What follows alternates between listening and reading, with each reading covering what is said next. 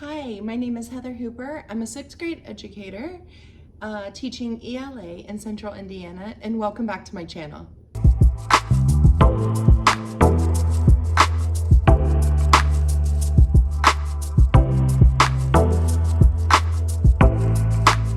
So yesterday I had an appointment after school, so I ran out of here.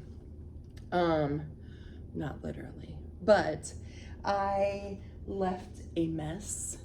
And so the first thing I'm gonna do is clean up my room or I won't be able to focus. And then once that's done, I'm gonna share with you what we did this week in case you need an extra lesson to fit in somewhere, then maybe you could do that. So let's get this room cleaned up first.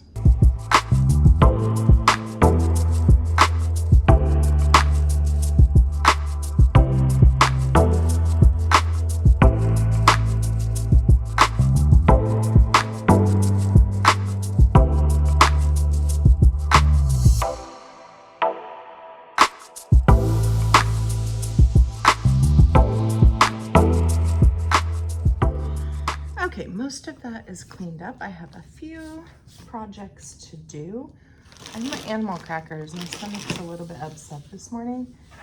It's usually because I take my medicine on an empty stomach and therefore I gotta eat something. Okay, so what we have done this week is I'm working on doing our DIBELS testing. So they do a maze and that's testing their comprehension. So they have a passage and they have to choose which word belongs in the sentence out of 3. And so it's this long passage. They never finish it.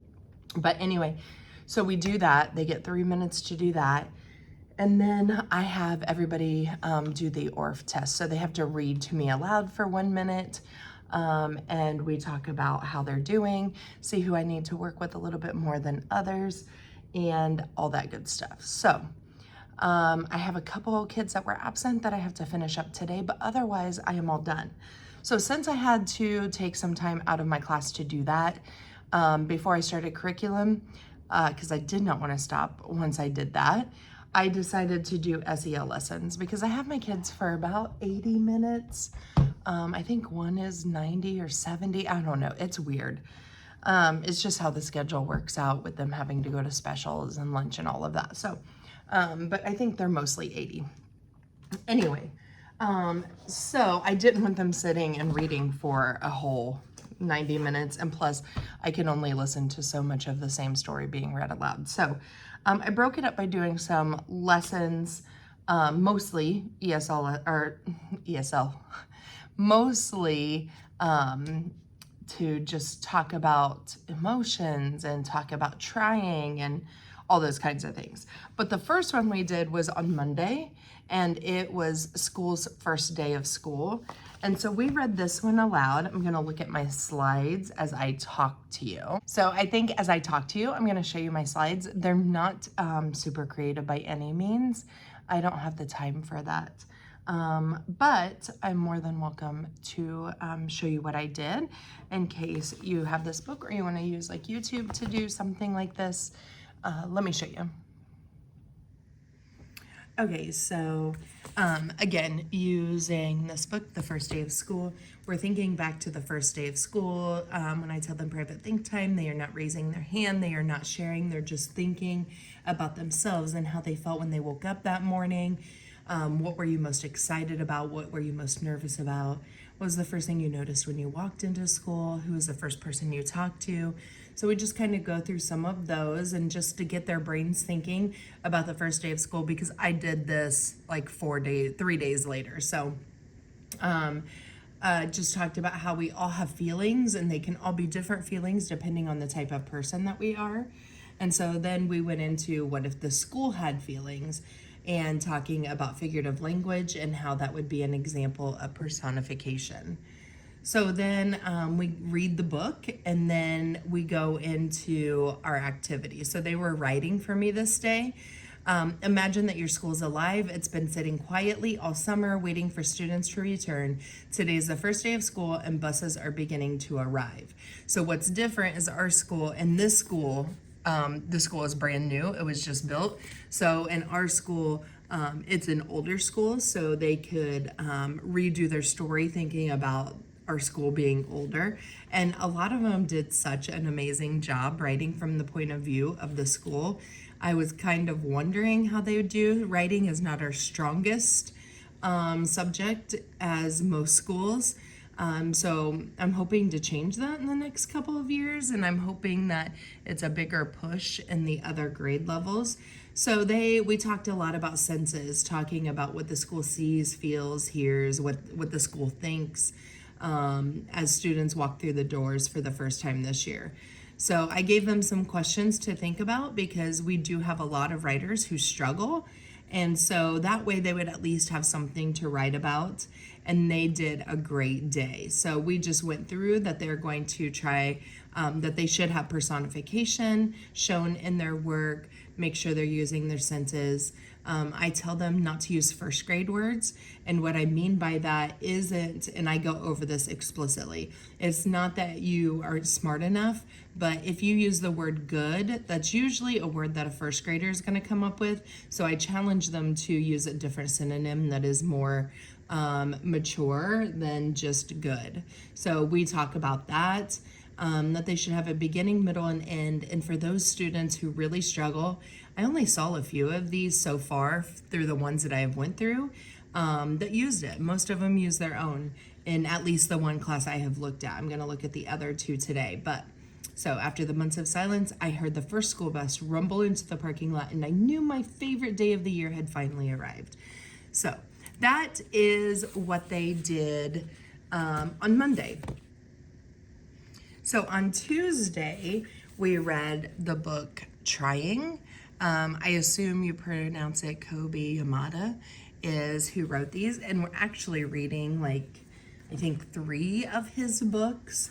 The art in them are amazing. This book was donated by my sister a couple of years ago. And yeah, the art is amazing. And I loved this story because with most of my class, when we got to the last page, it was like, oh, I love the gasp when you are reading to kids and sharing books, whether it is a novel or a picture book. So I had never done this book with my kids, so I will probably add this in for every year. It was a great book to talk about, trying new things.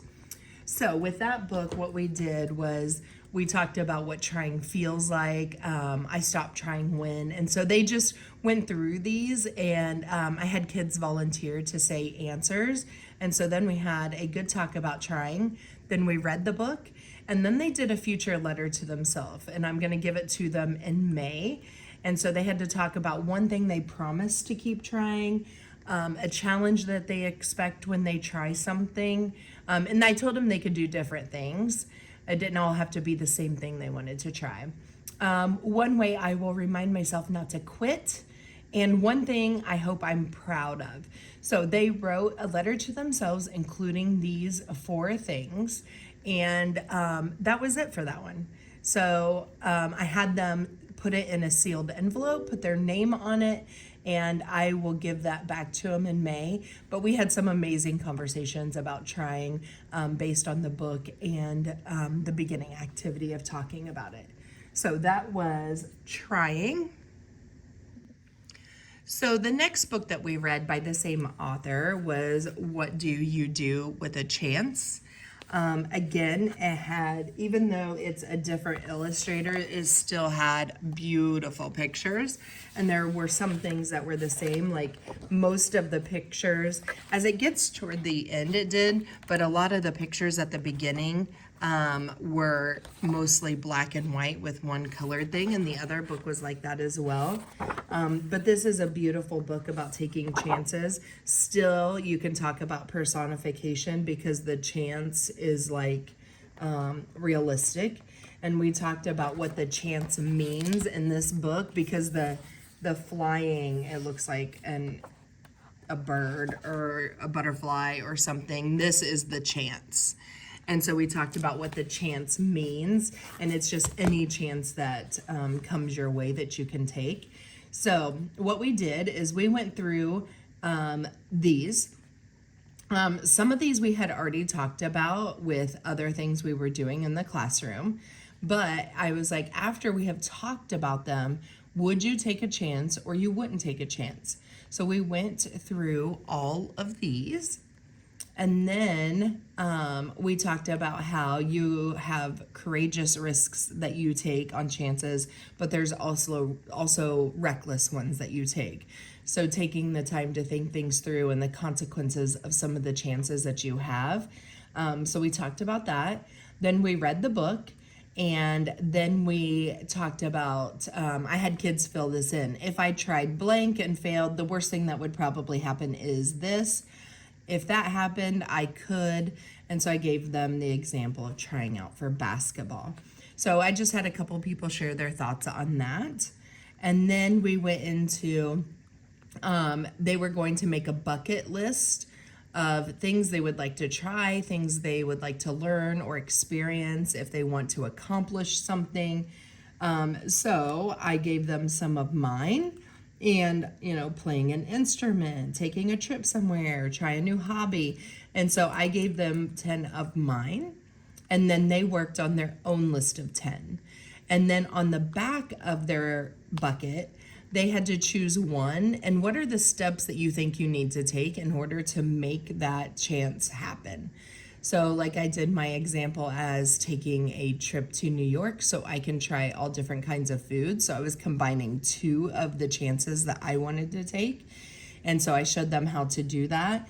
And then if they had extra time, which most did not, they would answer these on the back as well. So always trying to think of those extra kids who finish early so that they have something to do. If they finished after that, then they would silent read.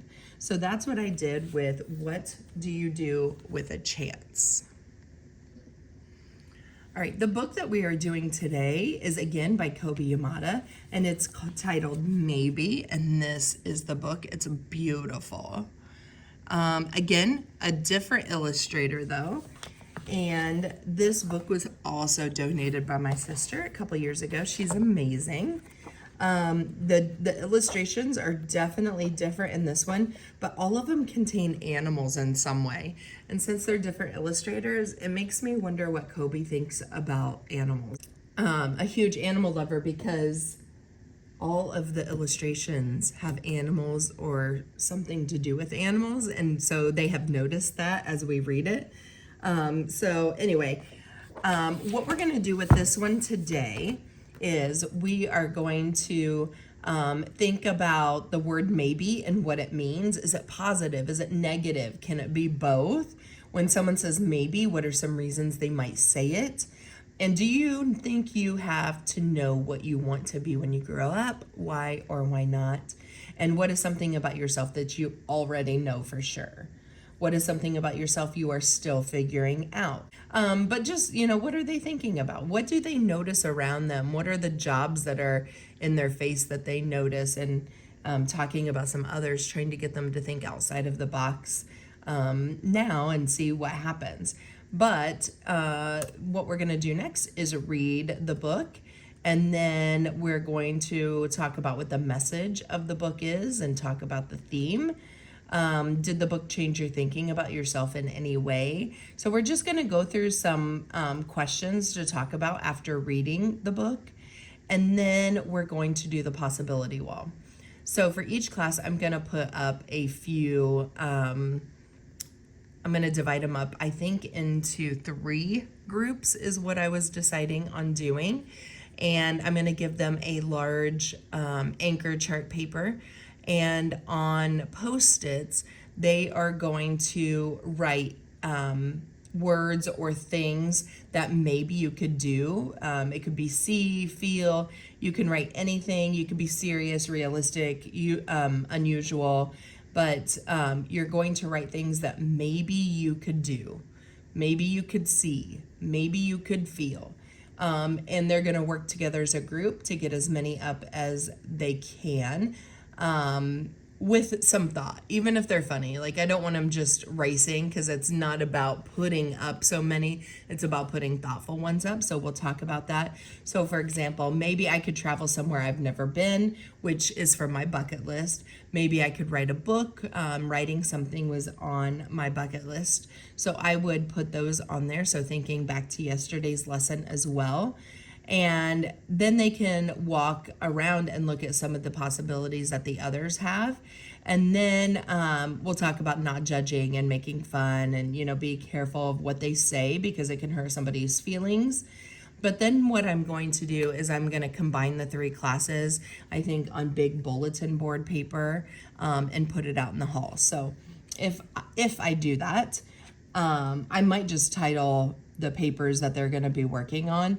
But if I do that, because I think it would look kind of cool, I will show that to you in next week's vlog. Tomorrow, I do not have plans yet. I know at some point, I'm hoping today we have some extra time. Tomorrow we have a 2-hour delay. Twice a month on Fridays, we have 2-hour delays for our PD days. So our classes will be shortened tomorrow. So I got to see what happens today. So throughout the day, I'll try and plan something with this, and maybe fill you in later if I have the time to do that. But we have got to get into the reading app for Amplify and test that out and make sure that they can use it. We're going to use the textbooks to read from, I think. I keep going back and forth, but I think that's what I'm going to do. But all the writing responses, I think I'm going to have them do on the computers, because there's some cool things on the student side as well as the teacher side. And when you have multiple classes and a lot of it is writing, I'm not going to have the time to check all that writing, and the Amplify website does help with that. So I really want them to do the writing parts within the app, but not necessarily read on their iPads the whole time. So we got to practice that. So if we have enough time after doing this activity today, we will start that and maybe finish it tomorrow if we need to. If we get through it today, because I need to see what I need to do on my end and if I need to learn things. So if we need to test it out again tomorrow, we'll do that. But I need to have a lesson prepared in case I don't need that time. So I think what I'm going to do is the girl who never made mistakes. I tell them all the time, it is okay to make mistakes. What is not okay is to not learn from them. And whether that be academically, socially, you know, with your parents, whatever the case may be, I'm a huge believer in that. Like, you answer a question and you don't give me the right answer, that's okay. At least you're trying. And so we have constant conversations about that. So I figured we could do one more lesson on that before we get into curriculum, and I have a hard time getting some of this stuff in. I'm always going to get picture books in. Maybe not as much as I have in the past, but I love reading to kids, and I think they enjoy it, and I enjoy it as an adult. So there's nothing wrong with that. It doesn't matter how old they are. We just have more to do in our curriculum. So I'm hoping to find books that I can incorporate with that. And I've already done that with the first lesson, so I'm excited. So that is what we did this week. I think I'm going to go ahead and get busy working this morning, and then I will check in with you guys later during specials and lunch. All right, so yesterday I didn't have a chance to check back in with you. It is now the next day, different clothes, and I was going to share with you my plans for today with the girl who never made mistakes. So let me show you what I'm gonna do with that. All right, so with this book, we are first gonna talk about if they would like to be a person who never made a mistake. And then they gotta explain, like, to their partner why they choose that, and I'll have some people share.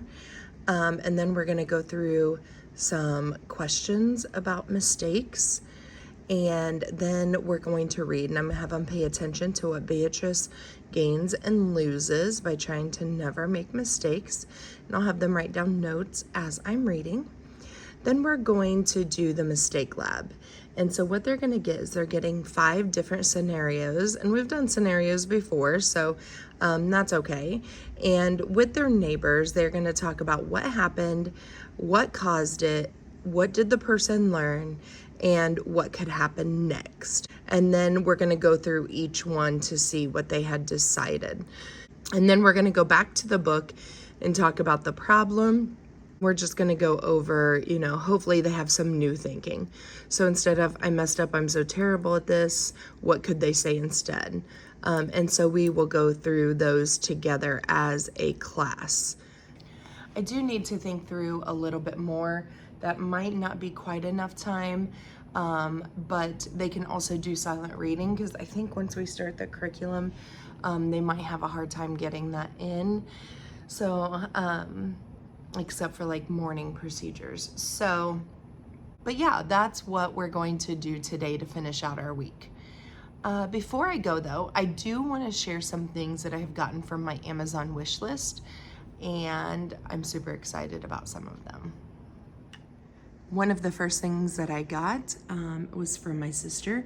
She had gotten me these covers for my lights, so when I do have to have them on, it is a little bit better. She also got me these little clips, so compared to my finger, they're just little ones. I put them around the room.